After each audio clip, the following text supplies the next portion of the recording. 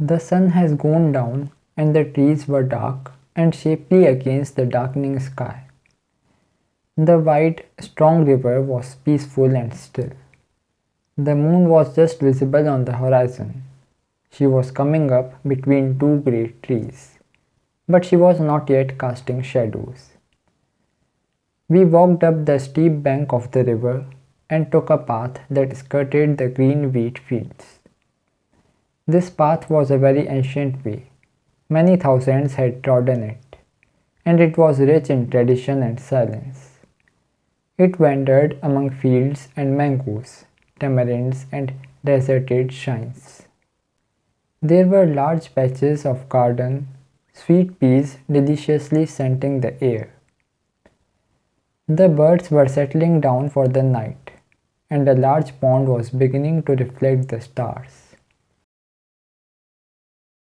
Nature was not communicative that evening. The trees were aloof, they had withdrawn into their silence and darkness. A few chattering villagers passed by on their bicycles, and once again there was deep silence, and that peace which comes when all things are alone.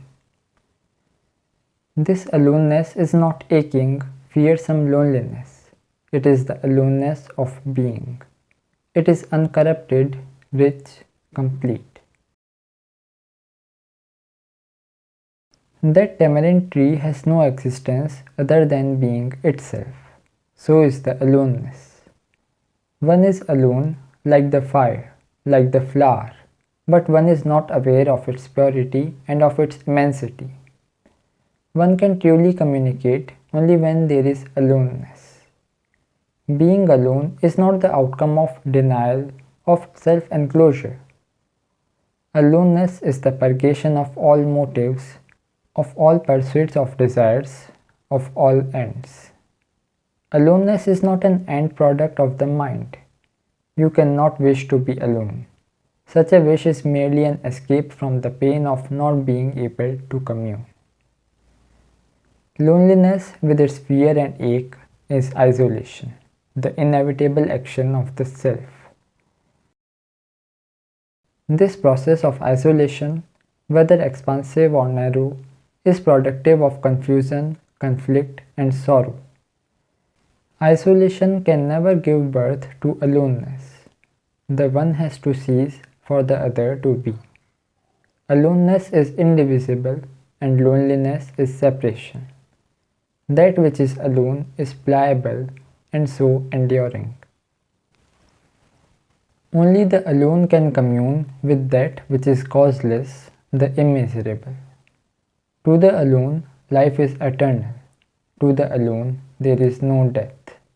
The alone can never cease to be. The moon was just coming over the treetops, and the shadows were thick and dark. A dog began to bark as we passed the little village and walked back along the river. The river was so still that it caught the stars and the lights of the long bridge among its waters. High up on the bank, children were standing and laughing, and a baby was crying. The fishermen were cleaning and coiling their nets. A night bird flew silently by. Someone began to sing on the other bank of the wide river, and his words were clear and penetrating. Again, the all-pervading aloneness of life.